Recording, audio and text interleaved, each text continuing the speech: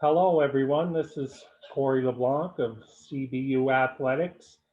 New initiative here now that we're still in a little bit of a lockdown situation. Of course, sports are different in the AUS and U sports. So we took some time and we're welcoming the coaches from all four of our programs to chat a little bit about an all decade team for each program. And of course, each of our programs have had a lot of success since 2010 up until the end of 2019, we'll call it, with, of course, the loss of the fall and winter seasons due to COVID 19. But on to, I guess, some happier matters to talk about our first team. It's Caper Women's Soccer. Ness Timmons with us, along with Robert White, of course, mainstays of the program.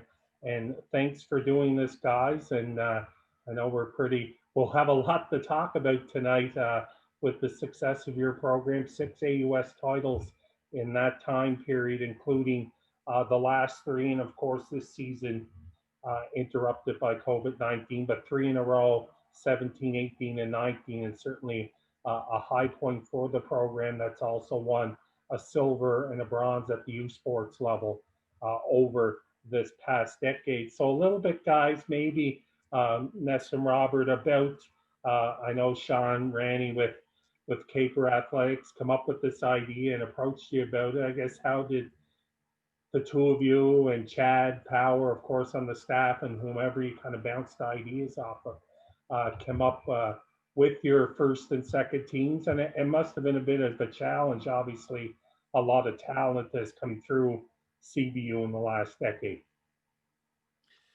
Yeah, well, when we have something like this, typically the coaches will do it, individually before we get a chance to talk about it and compare notes.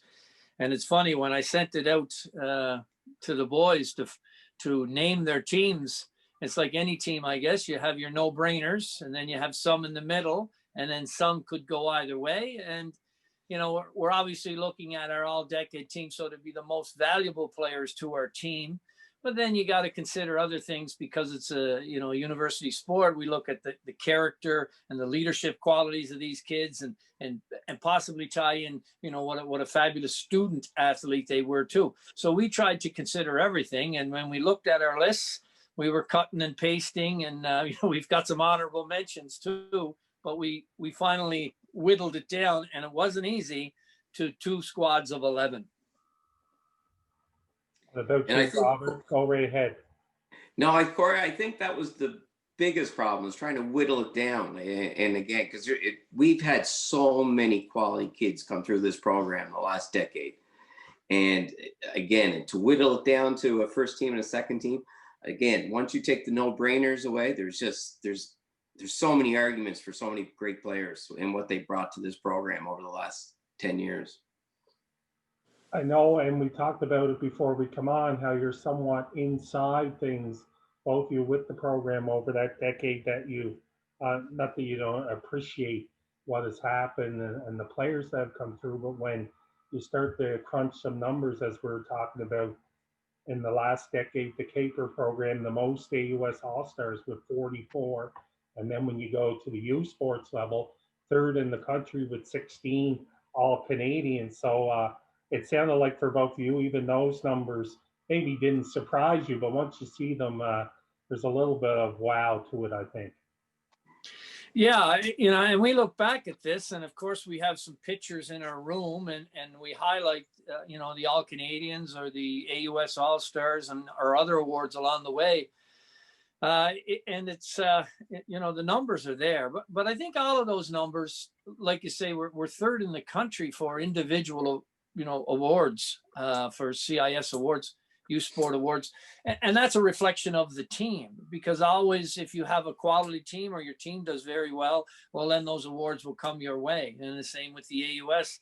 To have such a high number in the AUS with all those teams consistently over the years. So those numbers are very high. And now we've, when we look at those, if you're a U Sport All-Canadian, you would think if you're in the top 11 or 22 in the country, you're going to make our all-decade team. So, it's that. But then, we've got a couple of players on here who weren't even named an all-star in the AUS. So there's not too many, mind you, because we've had so many to pick from, but there are a couple who have stood out that we got together on. Yeah, no, it's when you do reflect on it again, we've had times, sometimes it's not that you take things for granted, but year after year with the success of the program, it's players have high expectations, and they're proud of their achievements, and they come to expect this. They're shooting for the highest level, and we've been expecting the highest level. But when you kind of sit back over a 10-year period and reflect on these numbers and how many All-Stars there had been, how many U Sports All-Canadians there have been, or how many AOS championships. Like if you look at the number of AOS championships that some of these players have won in their careers, it's pretty remarkable. And as Ness alluded to, very much a reflection of the success of the program and the way I looked at it. And of course, I saw your teams over that decade mostly more often than not at their best, because you're at St. FX, my old stomping grounds, and that's always a rivalry game. There's some strong St. FX teams, but what my point was going to be is, because you had so much success, I think a big part of it was, and you have it with some championship teams, that you can key on a player or two, you take them out of the equation, it makes a huge difference. But your teams were so balanced, and of course, you had your scoring stars and other high-end players, but balance certainly meant a lot to these teams over the last decade. Yeah, I think when they come into the program, as a rookie, and no matter where they're from, we bring up what we have done in the past, what we stand for, and who are we, and our culture is number one. And that environment that I think that has been created by our players before these 10 years has created a championship culture for them to come into. And, when the players are there, they're competing for playing time. They're competing against each other, and we give them the green light to compete. And so that when they hit other teams, the standard is high, and I think success begets success, and it runs through the whole program. No matter who gets on the field, they're trying to do their best for the sake of the team. Yeah, it definitely begins in practice. And again, as far as us from a coaching staff, it's more or less carried by these returning players year after year. The expectations in practice and in the level of compete. It's as far as trying to create that, it's the players that really manufacture that year after year. So let's get started. I have the names in front of me. I've had them for a bit, and a lot of memories come back of some of their great performances. And as we talked about, we're going to start with our second team, and I'll start with a player. And another common thread throughout this decade is the local flavor, Cape Breton flavor, that has been a mainstay of this program. So let's start with one of them, and a little bit about Becky Hanna. Okay, I'll start first, and then Robert can add, and then let Robert, whoever you mentioned on the next one, Robert will initiate, and then I'll follow up. Becky Hanna, when we look at these awards, I mean, it's the awards within CBU too. The Kathy Reed Award, which is for perseverance and what Becky has gone through. I mean, that's the epitome of a student athlete. Not to mention, she's probably number one academically each year in her program. The President's Awards, like when we were looking at these, we couldn't list all the awards for a lot of these students. Everybody sees the U Sport Award. Everybody sees the AUS Award, or the major award winners. But all these awards that you see within CBU, Athlete of the Year, President's Award, the James Bear nominee, and then you get into top 8, which we'll see later for Academic All-Canadian.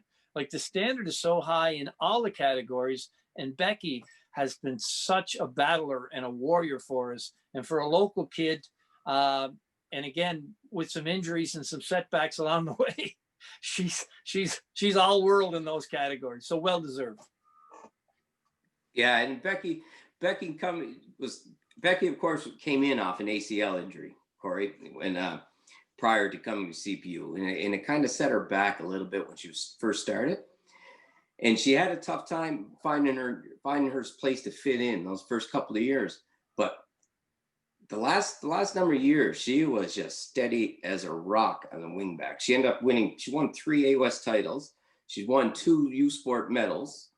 She was an AUS All-Star twice, and she just knocked it out of the park those last couple of years. She really found a spot for herself, and like I say, just created her own way to play that position at wingback. Okay, staying with you, Robert, we'll move on to Kennedy Curry. Kennedy Curry, another fullback from the Valley. Kennedy, another same academic standout, and you'll hear that repeated continually over this. They're quality kids, or amazing kids. So Kennedy signed up for a 3-year nursing program, and Kenny was one of the center back that was just same thing, stand up right from the beginning. Just stepped in 90 minutes a game, and we only had her for those 3 years. And we wanted to have her 4th, we wanted her 5th, we wanted her 6th or 7th, we wanted her 8th, we wanted Kennedy. But in those 3 years, she really made an impact. And again, second team All-Star, a couple of 2 AUS titles in those 3 years, 2 U Sport medals. But yeah, she was in and out pretty quick in those 3 years, but she certainly made an impact. Yeah, we like to talk about our old players as heroes or whatever. And Kennedy was one who had this shifty little move before she received the ball, which gave her time in the center back position, to make that first pass out of the back. But from then on now, we say this is Kennedy's move, and it's always, make the move before you receive the ball to give you that extra space. And that was one of Kennedy's trademarks. Great center back. Moving on to, let's say the names are a who's who, so people will recognize them so readily. On to Allie Rowe. There's Allie Rowe. And any other list, she'd be first team. Allie played 1 year for us, and she made first team. Now, I don't know who would do that, but being named Rookie of the Year in the country, if you look back at the AUS, there's only been 4 national Rookies of the Year. And we've had the last 2 years, if you can believe that. And they're both on this list. But Allie Rowe is maybe one of the most technical players we've had in the program, period. A terrific number 9 up front, can hold the ball up, set other people up. Very smart girl on the ball, and she's well known around the league. And she won the scoring race this year, but she's one of those legitimate first team All-Canadians. Sometimes some will slip in, but she should be there all 4 years if she's played anything like her first year for her next 3. Yeah, she made this list quite easily just off that last AUS championship we had. We were down 2-0. Of course, you're well aware, Corey, but 2-0 against Acadia. And again, you just need one goal just to spark it, and that's it. And until that goal happens, you just feel that you feel like you're fighting against a headwind the entire time. And she just put the team on her back that game, just 2 goals, and just led the way in a 3-2 victory. So yeah, for her first year to be on an all-decade team, it's quite an accomplishment. Amelia Carlini. Yeah, Mel's a beautiful midfielder from Ottawa. Same thing, I think. So Mel stepped in her first year. So she played 3 years, and all 3 years, she's won an AOS championship all 3 years. Just beautiful in the middle, just a calm. She comes from a family of soccer players, just calm on the ball. She's a student of the games, always watching the game and always learning. So she just loves to try to get that ball to the forwards, thread a ball over the top. But yeah, there's a girl just already. In 3 years, she's 3 AUS championships, a couple of U Sport medals, AUS All-Star, and she's got a couple more in her. Yeah, there's not many center midfielders on this list, and Mel is one of them. As a typical midfielder, you might have that holding midfielder, you might have an attacking, but she's your typical center midfielder who can play both ways. But she's such a leader. She's already named captain for next year. So we're looking for great things from her in the future for sure. Kara McKinnon. Now there's a girl who was not named to an all-star team, and Kara made the most of her ability. Kara was very competitive, and if you were playing on her team, she raised the level of everybody around her, and that was great to see. She was put probably in the number 6 position, or as a whole center back, but holding center mid. She'd win every ball in the air. We still miss her on corner kicks because there's 2 players in this list who had a gift for tracking a ball from a corner kick and would get their head on it, which you really appreciate on the women's side of the game, where they will get their head on anything and be very dangerous. And she was one that had to be there for those plays. But she was a tough player and well-deserved for her to be on this list. Yeah, these type of players, when they're gone, you really, really, really miss them, because not everyone can do it. Like there's lots of talent that comes your way, but a kid that can come and track a ball off a corner and with ease and just knock it every time, defensively and offensively, yeah, they're pretty special.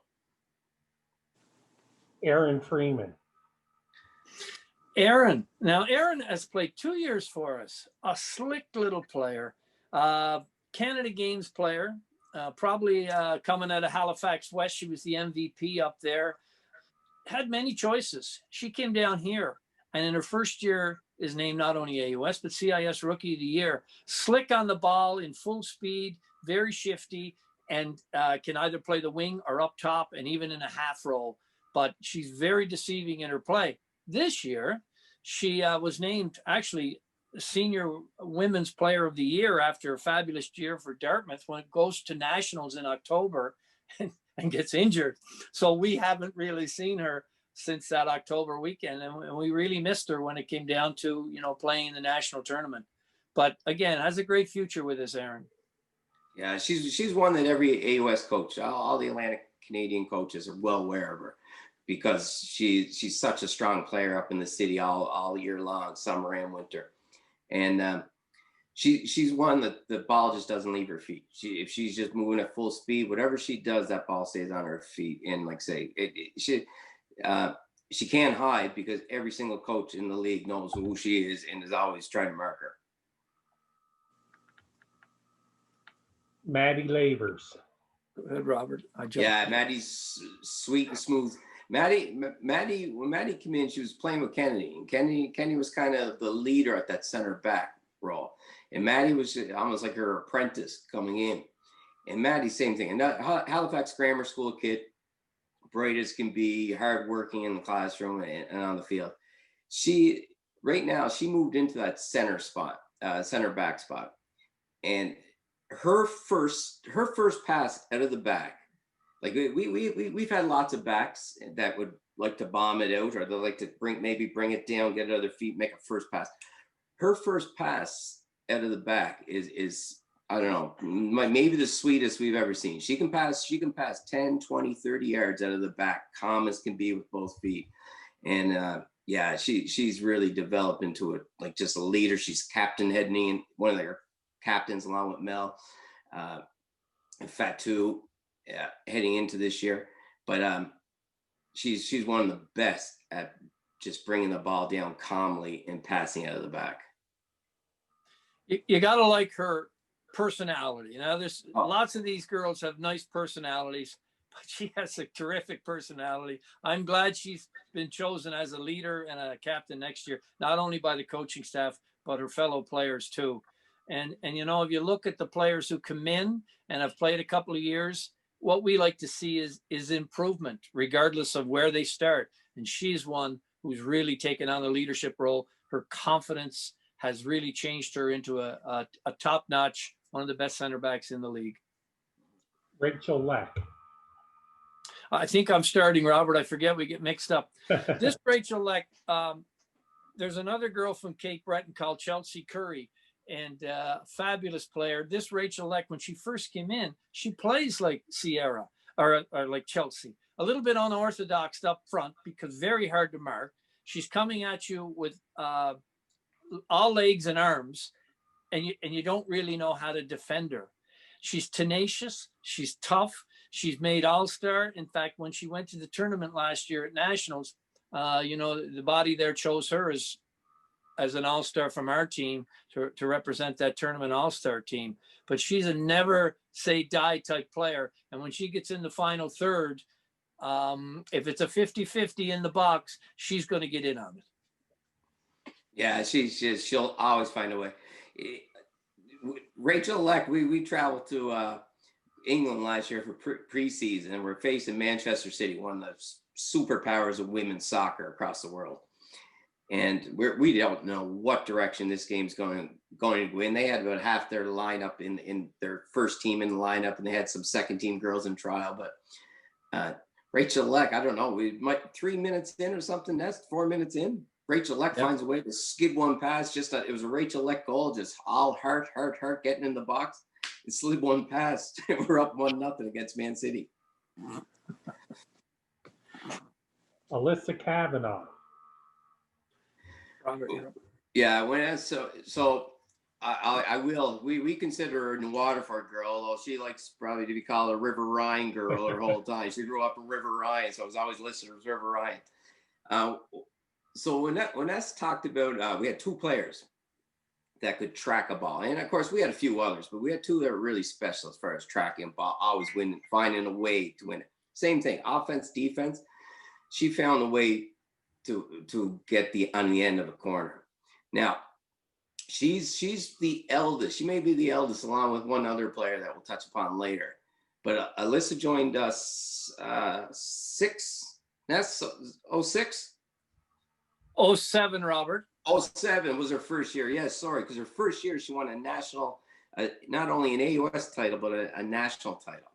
And so she played with us, and she was an all-star. She was AUS champion 7, 8, and 2010. So that was how she made this all-decade team. She finished up in 2010 with another AUS championship and a first-team all-star, and she's a dynamite player. The funny thing, I know where you used to work, Corey, at what school. Alyssa Kavanaugh's first touch of a ball in her career was a goal. And now she's a center back. So it was at St. FX, and I still remember it because very seldom that happens. But in her debut, of course, as we just said, she could track a ball and get on the end of it. And it was a corner kick. She got up the field and scored in her first touch. So that was pretty nice. The thing about Alyssa, we know her very well, but she came into CBU early enough, 2007, with the intent of playing basketball, dual sport athlete, great basketball player, a great soccer player, obviously. And she was going to play basketball shortly after the soccer season, at least for her first year, and then make a decision. Well, the soccer season went late because we played in nationals. She just won a national title in soccer. So I don't think the CBU basketball career got off the ground for Alyssa. I don't think she could ever match what she just did in her first 2.5 months of university. Good story. Catherine Mills. That'd be Babe. Yeah. Babe is a famous family around here. Is the Mills family, and she was the third, at least playing for us at the time. Terrific girls, all of them, all characters. Babe came in. Babe would play anywhere on the field for you, but she was our captain, and she was in a year of 2010 when we were rebuilding. We lost a lot of players after the 08 season, 09 season, 2010. She was one of ones who would come in and showed seniority, but a quality kid. And again, she would bring the team together as a leader, as a captain, and she was named our MVP and again, an AUS All-Star, but it was just her character and her personality that pulled it all together for us in that year. Yeah, those first few years that she was part of that 2007 gold medal team, but she was the baby on the team at the time. And by the time she finished with us, like I say, we were over the moon proud of her because, like I say, she finished with an AUS championship. She was our captain. She was All-Star team MVP and first team All-Star, AUS All-Star. So yeah, she came quite a ways. Tiffany O'Donnell. Yeah, Tiffany. So we're down to our keepers, and we one of our Halifax keepers, Tiffany. Tiffany, same thing, just amazing personality, just bubbly. She just lights up a room. if she talks, she smiles, she lights up her room, and the players just gravitate to her. She was she in those she, in that time she was a 2-time AOS champion, leading the way in nets, and especially that 2010 team. That was the rebuilding team that we're talking about when we lost a lot of. We had a slew of Cape Bretoners, maybe 8 Cape Bretoners, and we had the national title team, and we were losing them in 2009, and it was a real rebuilding year in 2010. And she was busy that year, and she just stood on her head. She was amazing, and she ended up with a first team All-Star. Yeah, it's nice. You know, she's a kid at a Dartmouth Canada Games kid, Canada Games goalie, always through the years, a provincial keeper. And you know, I have recruiting stories on all of these girls, and that's always a neat story to tell. But you know, her mom was from Glace Bay, so her mom didn't miss a game, of course. And I think that was the inside track for us when we finally recruited her here, because she had her choice of schools too. We were very happy she came to CBU. So that's our second team. Quite a lineup. I think you could put them on the pitch against anyone, Ness and Robert. Just to go through them again, the second team, all decade for the Capers: Becky Hanna, Kennedy Curry, Ali Rawl, Amelia Carlini, Kara McKinnon, Erin Freeman, Maddie Lavers, Rachel Leck, Alyssa Kavanaugh, Catherine Mills, and Tiffany O'Donnell. So again, guys, I think you'd take them into a match pretty quickly if you could. Indeed, yeah. And that was in no particular order. No, that's right. That's just the list, folks. Yeah, not alphabetical, not by how we're measuring their contributions at all. Just very random. Yeah. What I'll do is we start our first game. We'll stick with the goalkeeping side of things and start with our first team, all-star keeper, all-decade team keeper, Lizzie Trottier. Go ahead, Robert. You can start. Okay, Lizzie. You know, I think of, you know, any girls that are seeing this or hearing their name for the first time, they should be so proud, because there have been so many good players, you know, on CBU in the last 10 years. And to be named the #1 keeper here, that's quite a feather in Lizzie's hat. Lizzie was one of those keepers who came in not shy. And I think of all the parents who are out there from outside of Atlantic Canada, she had the biggest cheering section, regardless of, no matter where we were playing in Atlantic Canada. They would show up at any game in Moncton, or probably Newfoundland too, I don't know. But anyway, Lizzie was a leader from the back. She was strong. She had a strong connection up the middle with the players. She was a good size, could get to the bar. And if you talk to our keeper coach, Chad, who worked with these guys consistently, they had a great rapport going back and forth. Well, Lizzie was a competitor. And I think of, again, some of the most improved players from their grade 12 year to their 4th or 5th year. She was one for sure who got better every day and every year. Yeah, Lizzie was at the time. Lizzie was over the moon to come in as a backup, to be a member of this team and as a backup keeper, and that was her role. She was backup to Tiffany for all those years and those AOS championships. But again, it is kind of it's a testament to the work Chad did with those keepers, because Lizzie was never a starting keeper those first couple of years, and we always wondered how she would evolve and all that stuff. And she was working all that stuff, but never always. She might get a game here and there, but by the end of it, like I say, she led us into that silver medal. She was backstopped us for that silver medal in 2017 against Montreal, that 1-0 game, and she was just standing steady as a rock in the game, just a leader on the field, confident. She might have stood. She might have been 6'1", but she stood 6'9". She was something else. Fatou Jai. Yeah, and Fatou, personality. Ness, help me here. Personality, Miss Congeniality, you name it. We could give Fatou almost every award going, other than soccer. And soccer's a bonus that she plays soccer. But Fatou's out of Montreal, and she's 3rd-year student, so she just finished her 3rd year too. Just a wing back. Wing defender, and just phenomenal. She reinvented the role as far as across the world, wing backs are kind of offensive machines now, and it just in the last couple of years kind of evolved that way. But she took on that role the last 3 years. She's just an offensive machine, fantastic defensively, three-time AOS champion in 3 years, AOS All-Star, 2 national medals. Just yeah, she's a real key component to our success. Yeah, although she starts as a fullback defensively, I'm sure she's frightened a few defenders on the wing when she gets alone with you. She'll play one-on-one, and she becomes a power forward and a power winger.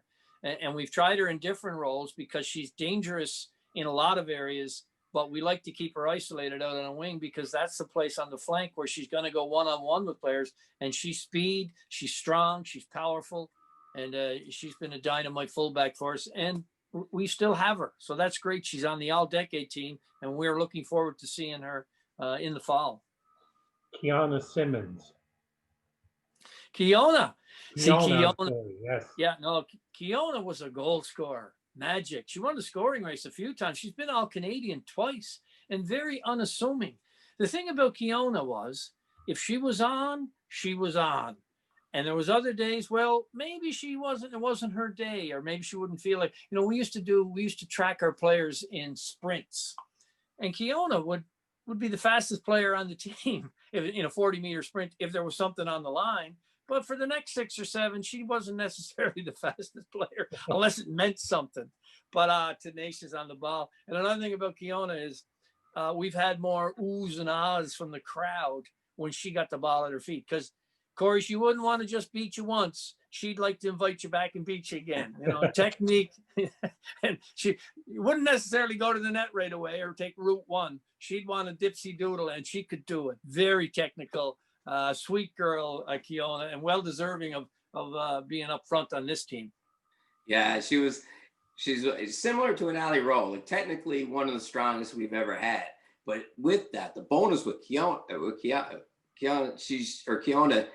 her speed. It was lightning. She had lightning speed, but it's almost like we had a reminder every single game. You are the fastest person in Atlantic Canada. Do you realize that? Because once she did beat a person, she'd always want to go back and beat them again. She would. But again, like say, she was part of that silver medal team in 2017, and she was a 2-time AOS first team All-Star and second team All-Canadian. So well deserved. And again, we would take her on our team any day of the week. Robin Novorowski. Ness, do you want to start with the backs? Because that's an interesting recruiting story with that crew. And that'll kind of lead into a few of these girls. Yeah, that was a terrific year. When I think of, we hosted here, or Soccer Cape Breton hosted, I think the last time we've hosted a national club championship, and that was under 17 or under 18, whatever it was. Richmond Hill came down, and her and Tamara Brown, but Alyssa Armstrong, those players were in this tournament. And those 8 or 10 teams that came here on the female side, after they saw CBU and their parents were here, and it's Thanksgiving weekend in Cape Breton, I'm sure we could have handpicked any number of players because it was such a positive experience here at that time of year. And Robin was one at the back she was our first choice. Her and Tamara Brown off of the same team. We picked those two up, and I think that was what you see through the middle of those years. That was part of it. But there's one thing about Robin Novorowski. She was I don't know if anybody else on the list is a 5-time AUS All-Star, but she was, and nobody knew her. And sometimes that first year you have to, as a fullback, a defender, teams don't know you, but they got to know her right away. Nobody would get behind her. She was strong. She was tenacious. She might have been the fastest player on the team too, but she certainly was the fastest as a last line of defense.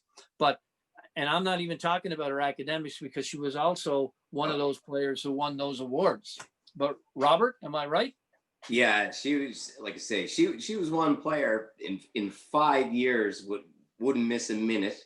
You would never have to tell her, like, give her instructions, never have to coach. She just almost coached herself those 5 years. She was just a person you rely on every single game. in 5 years, but yeah, five. She's the only five-time AOS All-Star amongst the mix, and 4 of those were first team. Now, I don't like it would kind of be maybe as she's watching this be a thorn in her side, but she was never named All Canadian, but there were a few named center backs. There was a few big center backs during that time when she was playing, and they might have been Atlantic Canada girls. They might have been named like a lot of people. They're solid players, but everyone in the league knew them. They grew up with them all summer, played summer soccer, and they were standouts too. So she never ever was recognized All Canadian, but she was just one of the greatest players we've ever had as far as reliability. Again, we had amazing student, 3-time AOS champion, just phenomenal. One of the best. Well, just to add to that, and we'll just to break the routine for a second, but you get these players, Corey, that sometimes need a little extra tender love and care, and sometimes they're not feeling well. And you wonder sometimes. Robin is one of those players that never misses a practice. You don't even know she's there. She's so steady, so consistent, always there, and plays a tough, aggressive game. There was one day she came to practice Tuesday after her day off, and she said, do you mind if I sit out here or go in and ice my foot? And I said, sure. So I knew something. When she took her shoe off, I thought it was broken, but she wasn't even sure she should take the day off. I mean, we've had other players that needed, a splint for a fingernail or something. Her ankle, we had to sit her out the whole week, not because she wanted to sit, but that was the type of player she was. You touch on all these players, and as you mentioned, so many stories with each of them on and off the field and otherwise. But I guess the word that comes to mind for our next person, Allison Bell Davies, is perseverance. Certainly applies here. Yeah, Ness, you might as well start. There's a lot to add with Allison. You might as well start us off with Allison. I remember recruiting Allison way back. She was played in the Dixie 88s, if you can figure that age out. But I saw her play in high school in Scarborough, and she was a big dominant player in the middle of the field. And funny enough, you're talking to this Toronto girl, and her dad, God rest his soul, a great man. He had Sydney connections. And I said, well, this is it. And anytime on the recruiting trail, Corey, and I find out there's a Cape Breton connection, yeah, that's it. I've got an in. Yeah. So Allison Bell Davies came to us, and you talk about awards and perseverance, and that Kathy Reed, they could have put her name on that too for coming back. But probably our top player that year, and when she went to play, was it first game or maybe the first game of the year against Dalhousie, she was dominant player of the game. And with a few minutes left, she catches her leg or foot on the turf, and there goes an ACL. And you know what that leads to. So, I mean, she was wearing 2 braces, 3 braces. She started in 2006. And I think between recovering and taking a year off and coming back and going again, she was our team manager in 2007 because she couldn't play, but she came to nationals because she wanted to be part of the team. And then 2013, she was an all-star and a dominant player in Toronto for the nationals at that time. So Allison is a big, strong player in the center of the park, and she was maybe the most dominant player on the field, where you wouldn't want to cross her if you were on the other team, or you wouldn't want to cross any of her other players if Allison Bell Davies was out there. Yeah, she was a rock. Yeah, 2013, we're in Toronto, and I think we finished 4th that year, and we were playing in the semifinal or quarterfinal. In her head, I think she sliced herself across the forehead that game, and of course, she had it all bandaged up, and the blood was just soaking through, and and she was 6'2". It's just what a force in the middle. But that first weekend, I think we were on a double weekend, and she played against St. Mary's the previous day, and Ness and I were just looking at each other like, wow, we got a really special one. I mean, we talked to the coach at St. Mary's, and they're like, that's someone pretty special. And the next day at Dallas, same thing.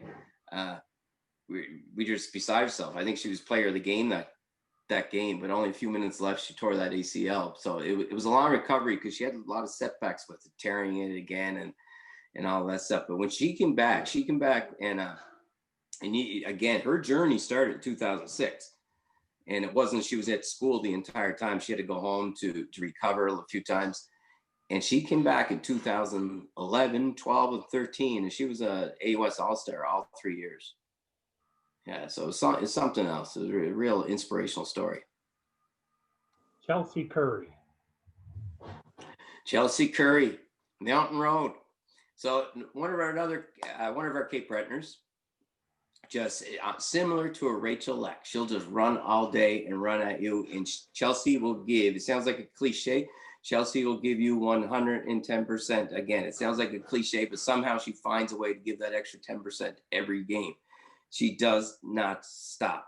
She made the most out of everything she had, and it was all just work ethic. It was pure work ethic. She played with 5 years, and her 5th year, she ended up, she was our, I think she was our sole captain. Was she? Was she our one captain that year? I'm not sure, Robert. I'm not quite sure, but in the end, like I say, she made her way up to captain our team, and two-time AOS All-Star. She was a second-team All-Canadian.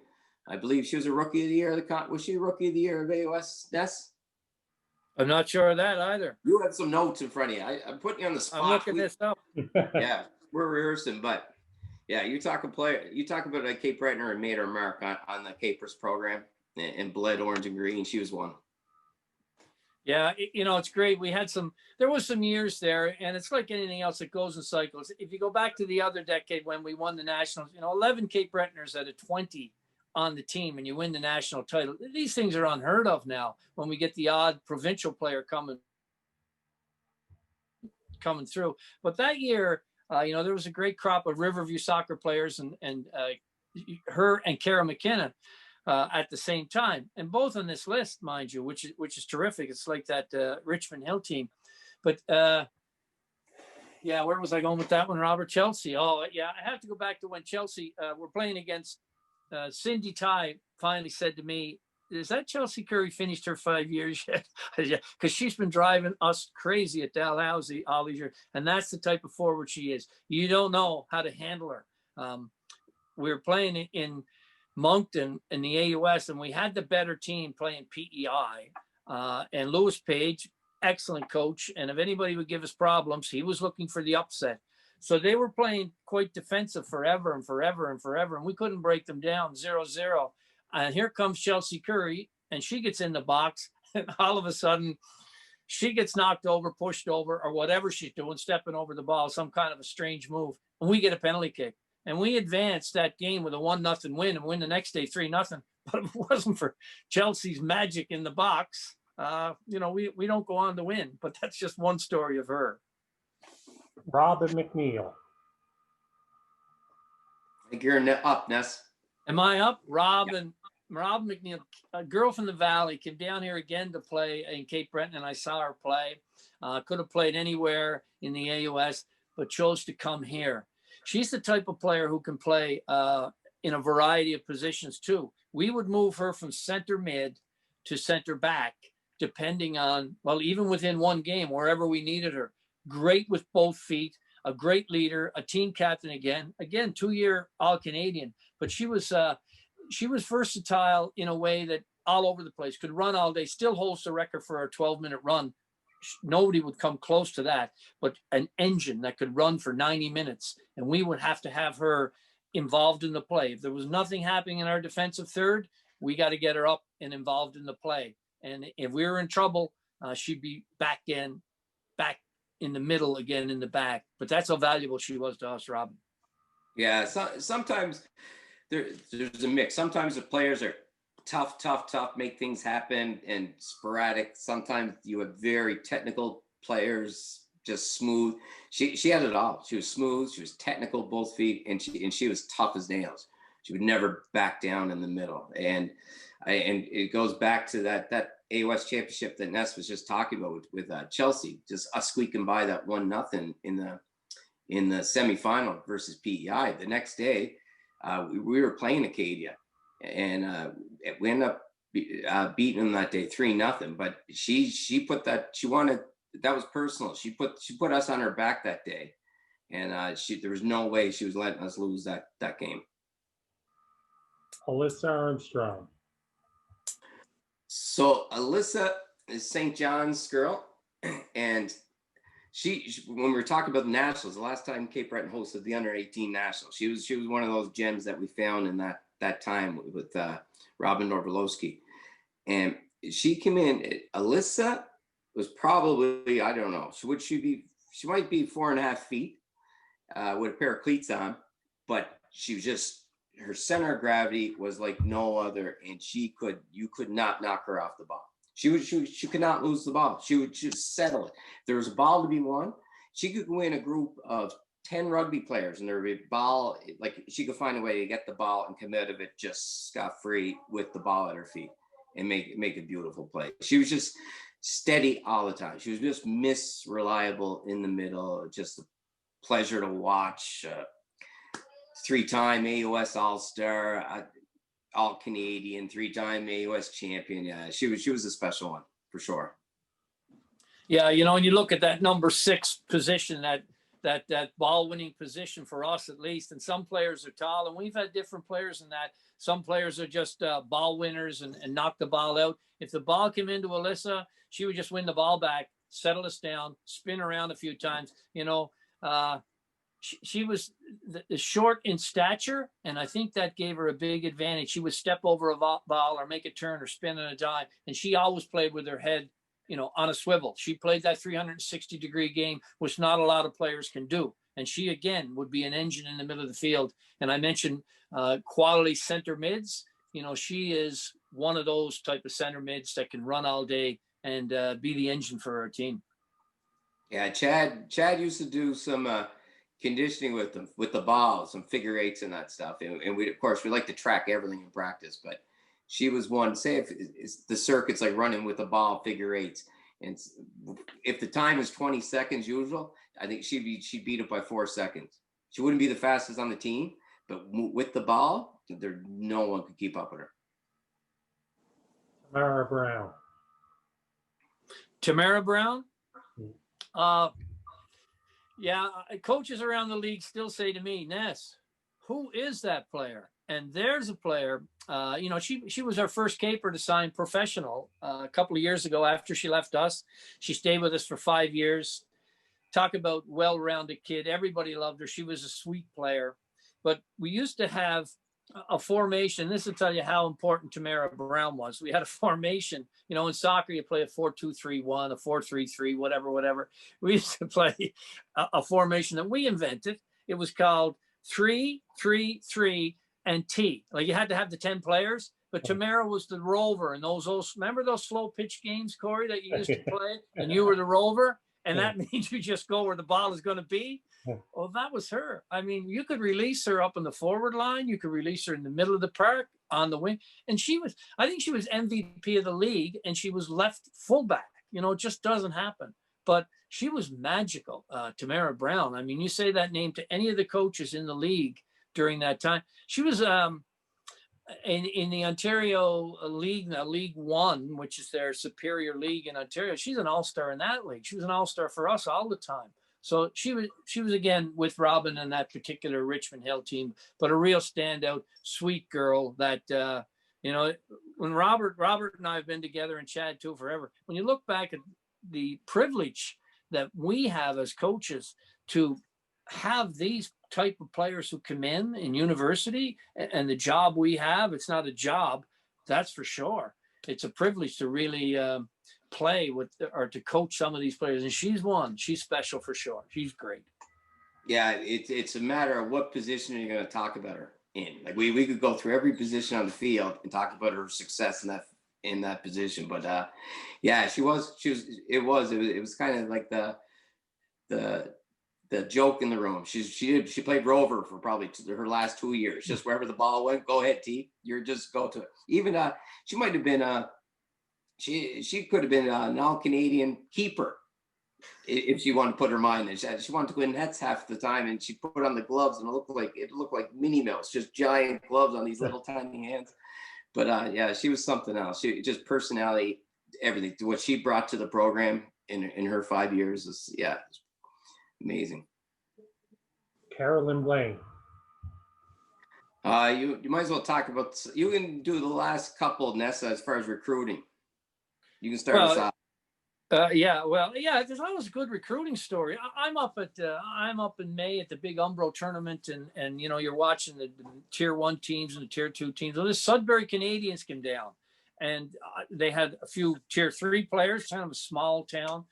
Tier 3 players, tier 2 and tier 1. Well, there was a couple on that team that not all the coaches were going to watch because they were watching the big names. Anyway, she was on that squad. Well, I had to drive up to Sudbury after that to see her. And she was actually playing center mid. And then I saw her slip through on a ball and overlap the forward. And I'm saying, oh, with her speed, it was just, she was magical. So, you know, they have her number retired already at CBU. I mean, they could retire. She's a doctor now back in Cape Breton. She did her med school in French in Ottawa U. We could go on. We need a whole show on Carolyn Blaine. But scoring race every year, all Canadian, the whole business. But you know, when you talk about character and personality, and I think that's where a lot of the other players would grow and learn from Carolyn. She is our captain, very quiet. But her leadership was kind of a servant leadership role. She'd be the last one picking up cones on the far side of the field and not saying a word about it when we're cleaning up maybe after a rainy practice. But it was those kinds of things that everybody respected Carolyn. But if a ball ever went through in the final third, we changed our game plan to get the ball to Carolyn Blaine. She was really special. Yeah, she still holds the all-time leading scorer record for the league with 53 goals. And I think Tessa Roach second on that list, Ness, maybe 47, maybe 46. I don't know. Apologies to Tessa if I don't have it correct. But the remarkable thing is Carolyn did that in 4 years.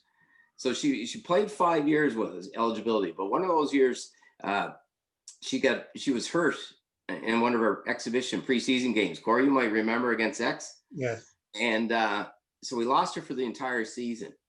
And she wanted to come back for playoffs to compete for AOS weekend and that stuff. But she missed the whole season. And she still holds the all-time leading goals, or the record, 53 goals. So you put those numbers over 4 years. And again, in those 4 years, 4-time first team All-Star, AOS All-Star, 3-time All-Canadian. Just, yeah, we could talk all day about Carolyn. Certainly, last but certainly not least, as we said, no specific or particular order, but our final member of the first team. We know well as fans and followers of Caper women's soccer, Sierra DeCipio. How'd she get on that team? Who picked her? Holy. Well, Sierra, same thing. I met her in grade 9. Imagine I was talking to the whole team in Ottawa, and it stuck with her through grade 10 and 11. And we're sure glad she came here. I mean, I got a trip to the Rideau Hall because I'm her coach, and she's winning top 8 academic All-Canadian 2 years now, 2 years in a row. And I don't know if anybody's done that, and that's across the country. The President's Award, the James Bear Award, 3-time, like you say, first team All-Canadian, but a real and a quality kid. You know, we're talking about, we should have maybe we can do this, maybe not the most valuable, but well, most valuable, I guess, because we'll call them championship character awards, because Sierra is certainly there, you know, leader from day one coming in, captain for 3 years too. And you're a captain in your 3rd year with the Capers. That's saying a lot about you. But she's back taking her master's now at CBU. She loves the experience of Cape Breton Harris, played 5 years for us, been a standout, has scored probably a couple of the nicest goals we'll ever see. Robert just mentioned Manchester City there with Rachel Leck getting on the end of a cross from Ali Rowe in the first couple of minutes of a game over there to shock them because she slipped in behind them like she would. And then 2 minutes later, we get a free kick from probably 35 yards, and they set up a half a wall thinking that, well, this is not a shooting free kick, but they didn't realize Sierra DeCipio was going to strike a ball. And when we talk about certain specialties, she can strike a ball like nobody can strike a ball on our team for years. And so she ripped one in the top corner from 35 yards, and that really got their attention because we're up 2-0 now after 5 minutes. But Sierra's been known to do that a few times, and teams don't foul in the final third if Sierra's on the field because it's a shooting free kick for her. But soccer is just, well, this is an all-decade team. She's there in soccer, but for character-wise, which we always like to put number one on our team anyway, she's there for that also. Yeah, you might remember one of those free kicks up in St. Avex there, Corey, on a Friday night. Probably called it. Yeah, we were pulling our hair out at St. Avex one night. It was a tied game, just trying to find, we needed 3 points coming out of there that night. And we were frustrated trying to find a way. And I think she unleashed one from about 35 yards out, just on a clothesline, just zip. Yeah. But yeah, she's same thing. We could go all day as far as character and what she brought to the program. And I do vividly remember her coming down on her visit. And I remember just how hard she struck a ball and just what this girl is going to be something else in our program. And 4-time AUS champion, she's two medals, U Sport medals. She's like say every award imaginable, 3-time MVP, 3-peat on the MVP. It's remarkable. Again, we could go all day, but her character is what sets her apart from everyone. Like as far as those she competed against, she's just quality kid. So that wraps up our first team, and I'll recap them as we did with the second on the Caper Women's Soccer All-Decade First Team. Sierra DeCipio, Carolyn Blaine, Tamara Brown, Alyssa Armstrong, Robin McNeil, Chelsea Curry, Allison Bell Davies, Robin Novorowski, Kiona Simmons, Batu Ndiaye, and Lizzie Trottier. I knew this would be a great chat, guys. So much to talk about, and we could go on and on for so long. But a couple of things, and not that I didn't know them going in, but stick out about these 22. First thing, you see within a decade, a team might have a run in a sport, a couple of years, 3 years, and a lot of the players that you think about come from that era, but you have people on this team that span the entire decade. Yeah, it's not just it wasn't like we had a good run where for 2 years or 3 years and that was it. It's like Ness kind of made reference to right at the beginning. The ones that come in, it's our veteran players that lead them, and it kind of develops the character, everything, and the culture within our program. I was just, while you're talking, I was trying to look at how many AOS titles between them. You know what I mean? I know there's 6, say, in that 10-year span, but I'm thinking how many titles amongst those 22 players, like, if you added them up. I know it really is. It's remarkable when you look at it just over the past decade, the success. We've been very fortunate.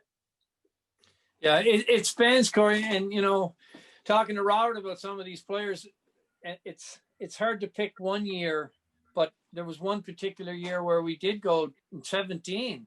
And if you look at the players we had a mature roster.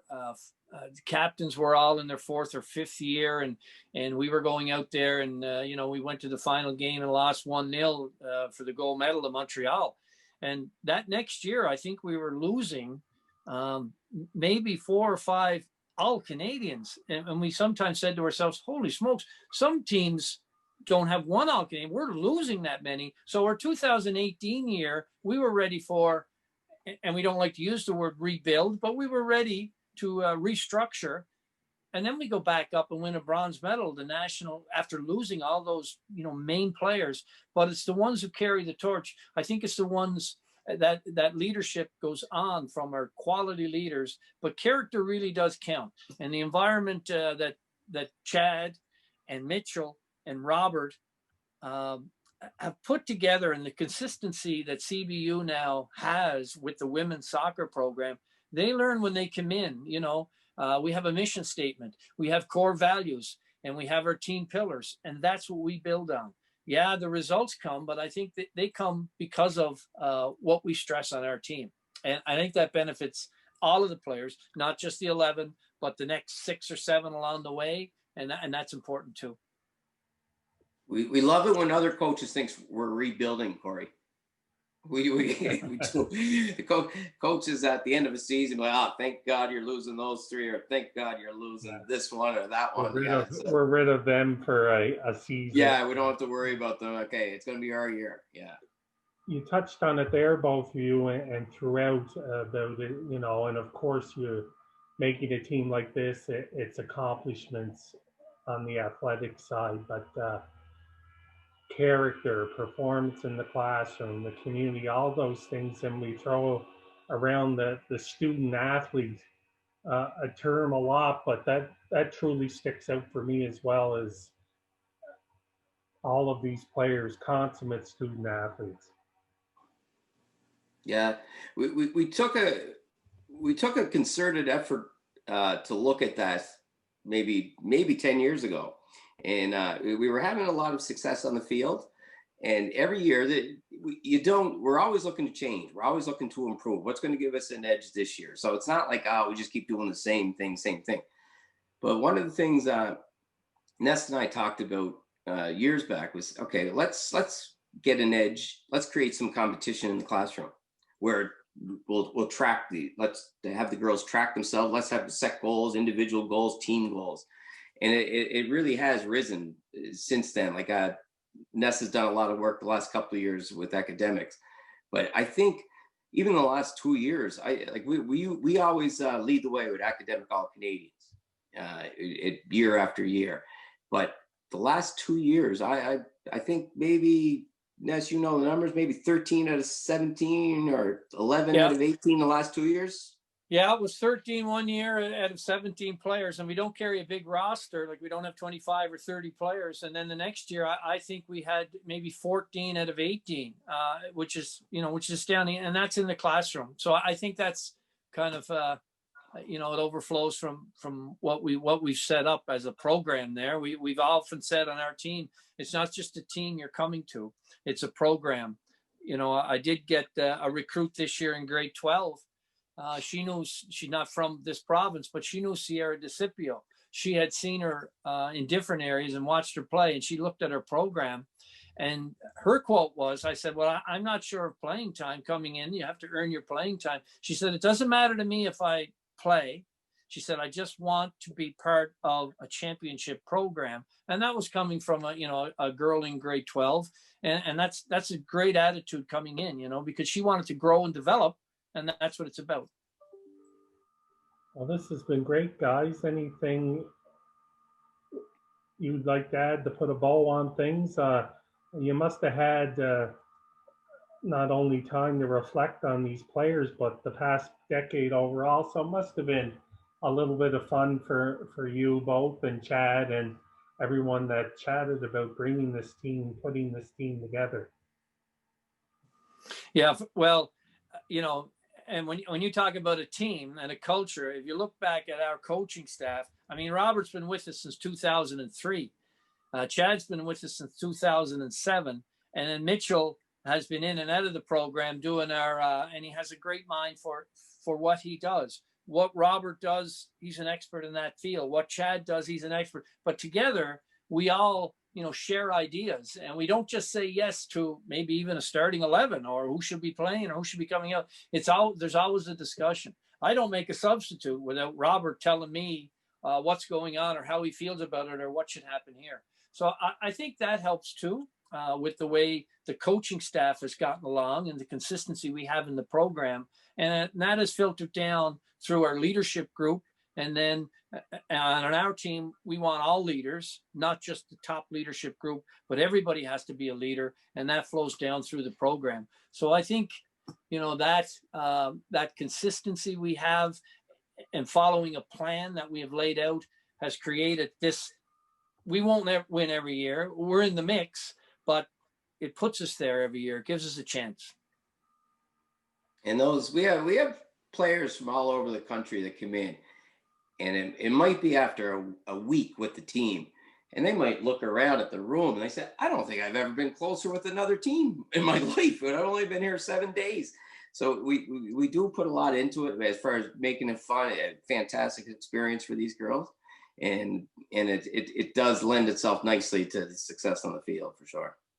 Yeah, it's when those players come in and we do our, we're not giving away team secrets here, but we do a bonding trip and we get together and we go around the Cabot Trail and we take in a little bit more about what it is to be playing for, an island university. Our name is there. Cape Breton University is representing Cape Breton Island. So we try to make them honorary Cape Bretoners. And I've often heard some of the rookies in Ingonish or in Margaree say, after we do something, which may be a little different from what the team they came from, they may say, well, I guess that's how they do things around here. And that's a great compliment for us, because that's our culture and that's what we're trying to get out there. And that's been working for us. So that's what we're sticking with. But these individuals, I know we're talking about their soccer ability, Corey, and there's so many other quality players that aren't on the list and that could be on the list, but we always stress character, and we have 2 words, character counts, in our team. But we have some rules that are, and Sarah Drake is not on this list, but we have a Sarah Drake rule and what it stands for. We could have an Alison Bell Davies rule, or a Becky Hanna rule, or a Sierra DeCipio rule, Chelsea Curry. And we tell those stories when players come in about the previous players and who they've been playing for all these years. So our alumni is in touch, and they're very connected to the existing team we have now. Well, guys, this has been a lot of fun. I knew it would be a great start to our little series here with all 4 of the varsity programs and their all-decade teams. Hopefully, a preemptive thank you to anyone who listens and views this and enjoys the handsome faces of Robert and Ness as they reminisce about the Paper women's soccer all-decade team, the first and second teams. Again, the first of a series.